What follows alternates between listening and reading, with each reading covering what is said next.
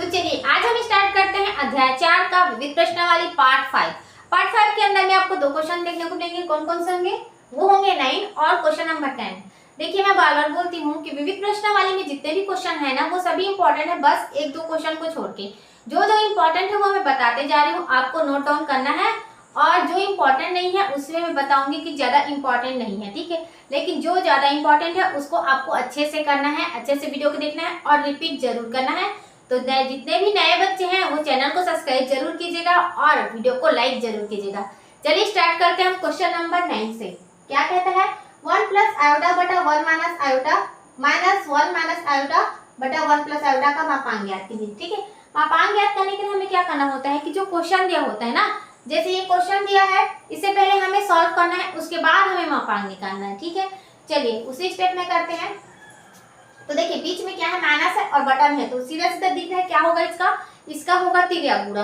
तो तिर्यक गुणा कीजिए, ऊपर नीचे ऐसे क्रॉस मल्टीप्लाई, ठीक है। तो हो जाएगा 1 प्लस आयोटा पूरे का स्क्वायर, बीच में माइनस है तो माइनस 1 माइनस आयोटा पूरे का स्क्वायर, ये होगा। बटा में क्या होगा 1 माइनस आयोटा, दूसरे क्वेश्चन में होगा 1 प्लस आयोटा, ये हो गया, ठीक है। आप सॉल्व कीजिए, कैसे सॉल्व करेंगे आप लोग? देखिए a प्लस बी पूरे के square minus a minus b पूरे के स्क्वायर, ये सूत्र लगेगा, ठीक है। और नीचे में क्या लगेगा a minus b a plus b, ठीक है। ज्यादा बताने की जरूरत नहीं है क्योंकि आप क्लास 11 में हो, बड़े बच्चे हो तो इतना आप लोग समझ सकते हैं, ठीक है। चलिए अब छोटे बच्चे रहते तो पूरा मैं उसका क्या बोलते हैं सूत्र को निकाल के बताती, सूत्र में रख के बताती, लेकिन यहाँ पे हम डायरेक्ट हल कर रहे हैं, ठीक है। चलिए जल्दी जल्दी करते जाएंगे। ये होगा a प्लस बी पूरे के स्क्वायर, a का स्क्वायर 1 प्लस b का स्क्वायर क्या होगा -1 होगा, यहाँ पे -1 लिख दो, प्लस 2ab मतलब 2 आयोटा, ये हो गया। दूसरे क्वेश्चन में हम लिखेंगे a का स्क्वायर 1 b का स्क्वायर मतलब आयोटा का स्क्वायर क्या होगा, माइनस है बीच में, आयोटा का स्क्वायर क्या हो जाएगा भाई, आयोटा का स्क्वायर होगा आपका -1, तो यहाँ पे हम क्या कर देंगे -1 कर देंगे और क्या होगा -2 आयोटा, ये हो जाएगा। बटा में क्या होगा a minus b a plus b क्या होगा a का स्क्वायर माइनस आयोटा का स्क्वायर, ये होगा, ठीक है। चलिए नीचे और सॉल्व करेंगे। अब देखिए ये प्लस माइनस कट गया, इधर का ये माइनस हो जाएगा, ये प्लस हो जाएगा अंदर जाकर, ठीक है। इसे भी काट देंगे, ये माइनस अंदर जा रहा है तो प्लस हो जाएगा, तो हो जाएगा 2 आयोटा प्लस ये हो जाएगा 2 आयोटा, ठीक है, समझ आ गया। चलिए 1 और ये हो जाएगा +1, ठीक है भाई। चलिए हो जाएगा 4 आयोटा अपान 2, 2 1 जा 2, 2 2 जा 4, तो कितना बच गया 2 आयोटा बच गया, ठीक है। 2 आयोटा बचा, लेकिन क्या है ये है आपका काल्पनिक संख्या, ठीक है। काल्पनिक में है तो हमें वास्तविक संख्या बनाएंगे तो कुछ नहीं है मतलब 0 है, ठीक है। ठीक है, यहाँ पे होता है एक कुछ नहीं मतलब एक होता है, किसी भी जैसे कोई भी नंबर रहता है या फिर XYZ रहता है, उसके सामने में कुछ नहीं रहता है, मतलब क्या होता है एक होता है। लेकिन यहाँ पे तो कुछ नहीं है, कुछ है नहीं, तो क्या करेंगे हम 0 लगाएंगे, ठीक है। चलिए अब प्रश्नानुसार क्या है, देखिए प्रश्नानुसार क्या बोला है, मापांक ज्ञात करना है, तो हम मापांक लिखेंगे यहाँ पर। और मापांक ज्ञात करने के लिए क्या करना होता है, वास्तविक संख्या का स्क्वायर प्लस काल्पनिक संख्या का स्क्वायर करना होता है। तो यहाँ पे वास्तविक संख्या क्या है 0 है और काल्पनिक संख्या 2 है, तो हम दोनों का स्क्वायर करेंगे रूट के अंदर में, 0 का स्क्वायर प्लस 2 का स्क्वायर क्या आ जाएगा रूट का 4, तो इसका आंसर कितना आता है 2, ये है आपका आंसर, ठीक है। मापांक ज्ञात करने के लिए बोलेगा ना तो आपको पहले सॉल्व करना है, उसके बाद इस स्टेप से मापांक निकालना है, ठीक है। चलिए देखते हैं हम 10वां क्वेश्चन को किस स्टेप से सॉल्व किया जाए। तो देखिए हमें क्या दिया गया है, यदि x प्लस आयोटा y पूरे का क्यूब बराबर u प्लस आयोटा की, तो दर्शाइए कि u अपन x प्लस v अपन y बराबर 4x square minus y square, ये लाना है भाई, ठीक है। तो दिया क्या गया है आपको लिखना है, कॉपी में दिया है, क्या दिया है, तो हमें दिया है x प्लस आयोटा y पूरे का क्यूब इक्वल टू क्या होगा u प्लस आयोटा v, इससे हमें क्या लाना है उस टाइप से लाना है, ठीक है, राइट हैंड साइड लाना है। तो आप एक देख लीजिए a प्लस बी पूरे का क्यूब का सूत्र क्या होता है, मैंने बताया हुआ है, आप पढ़े भी हैं, किसमें पढ़े हैं भाई, त्रिकोणमितीय फलन में पढ़े हैं।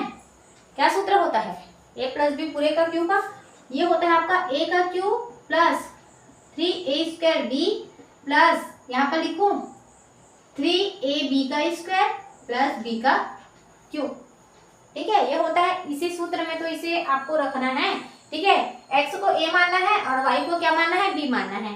तो चलिए मानेंगे a का क्यू मतलब x का क्यू प्लस 3a² मतलब x का स्क्वायर आयोटा y प्लस ये 3x सेम रहेगा, आयोटा y पूरे का स्क्वायर करेंगे प्लस b का क्यू आयोटा y पूरे का क्यू इक्वल टू क्या है u प्लस आई वी। ये रहेगा भाई, ठीक है। आपको छोड़ना नहीं है इसको, इसको कर दिए तो इसको छोड़ देंगे, ठीक है। चलिए अब क्या करेंगे, आप थोड़ा सा सॉल्व कीजिए तो x cube plus 3x² iota y ये सेम रहेगा। यहाँ पे देखिए आयोटा का स्क्वायर है और y का स्क्वायर है। आयोटा का स्क्वायर क्या होता है, -1 होता है। तो हम यहाँ से डायरेक्ट -1 को यहाँ से माइनस कर देंगे, प्लस माइनस क्या हो जाएगा, माइनस हो जाएगा 3xy², ठीक है। और ये क्या हो जाएगा माइनस आयोटा y का क्यूब ही होगा, ठीक है। आयोटा क्यूब क्या होगा, ये से हम लिखेंगे आयोटा का स्क्वायर इंटू आयोटा, ठीक है। ये माइनस आयोटा ये होगा ना, तो माइनस को हमने बाहर निकाल दिया और आयोटा लिख दिया, ठीक है। चलिए अब देखिए अब क्या करेंगे, हम जो वास्तविक संख्या है मतलब आयोटा नहीं है उसे एक साइड ले आइए। तो पहले x³ माइनस 3xy² ये हो गया।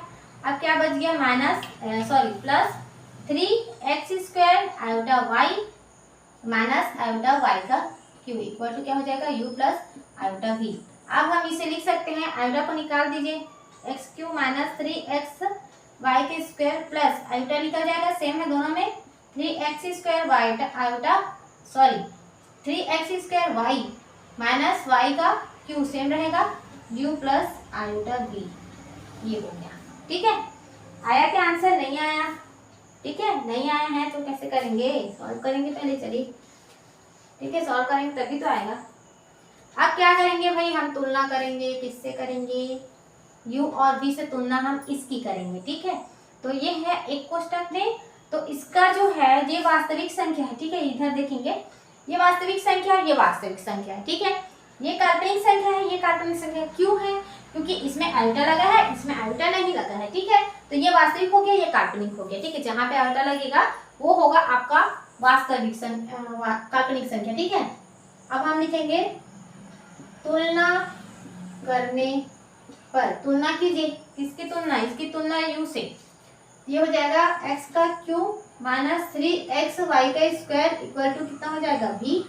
और हम तुलना करेंगे, यहाँ पे कर दूं थोड़ा सा स्पेस कम है, 3x² y माइनस y का cube equal to v। Iota को नहीं लिखेंगे, ठीक है। आयोटा आपको नहीं लिखना है, जो जिससे हमें तुलना करना है उसको ही लिखना है। तो इधर एक बात ध्यान देंगे, इसमें भी x दिख रहा है सेम, निकाल दीजिए इसको। तो ये हो जाएगा x² minus 3y² equal to u।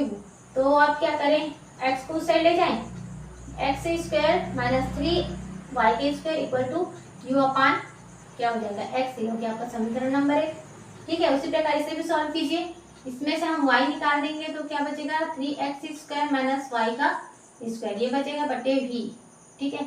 तो ये हो जाएगा 3x² माइनस y के स्क्वायर बराबर v अपान y। देखिए आपका आंसर आते दिख रहा है, ठीक है, राइट हैंड साइड जैसे आते दिख रहा है। अब क्या करना है स्टेप, अब देखिए जैसे किसी से करने वाला क्वेश्चन होता है ना, तो उसमें हम उस स्टेप से ले जाते हैं उसको, ठीक है। उस जगह ले जाना होता है जहाँ पे हमें एंड करना होता है, ठीक है। तो हम कैसे किए हैं, ये आप देख सकते हैं, जैसे जैसे वहां पे हमें लाना है उसको हमने किया है, u अपन x यहाँ पे आ गया है, v अपन y यहाँ पे आ गया है, ठीक है। तो आगे क्या बोला गया है कि इसको जोड़िए बोल रहा है ना, ठीक है। तो चलिए जोड़ देंगे। आप इससे पहले लिखे या इससे पहले लिखे उसमें कोई प्रॉब्लम नहीं है, ठीक है। u प्लस x और उधर का v बटे y बराबर क्या हो जाएगा x का स्क्वायर माइनस 3y का square plus 3x² minus y का स्क्वायर, ये होगा। तो ये हो जाएगा आपका x² कितना हो जाएगा 3x² plus x² 4x² minus 4y का स्क्वायर, ठीक है। 4 निकाल दीजिए, 4 निकाल दिए, क्या बच गया x² माइनस y का स्क्वायर, इधर क्या है u अपान x प्लस v अपान y। आया क्या, देखिए आ गया भाई। तो ये आपका प्रूफ हो गया है, ठीक है।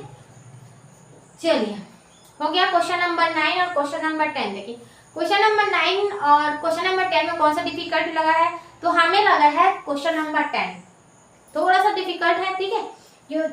अगर आपको सूत्र याद नहीं है तो ये पूरी तरह से डिफिकल्ट है, आपसे नहीं बनने वाला। आप सूत्र याद रखिए, यू सूत्र से आपका डेफिनेटली बनेगा और बहुत ही सरल लगेगा। लेकिन क्वेश्चन नंबर 9 से क्वेश्चन नंबर 10 ज्यादा इंपॉर्टेंट है, क्योंकि आपका थोड़ा सा ये डिफिकल्ट वाला है। ठीक है, तो आपको नोट डाउन करना है, ये थोड़ा सा इंपॉर्टेंट क्वेश्चन है। और यहाँ से आपका पार्ट 5 खत्म होता है। कल हम देखेंगे पार्ट 6। अगर वीडियो अच्छा लगे तो लाइक करें, शेयर करें, सब्सक्राइब करना ना भूलें। अब मिलते हैं अगली क्लास में, तब तक देखते रहिए, सीखते रहिए और मैथ्स का रिवीजन करते रहिए।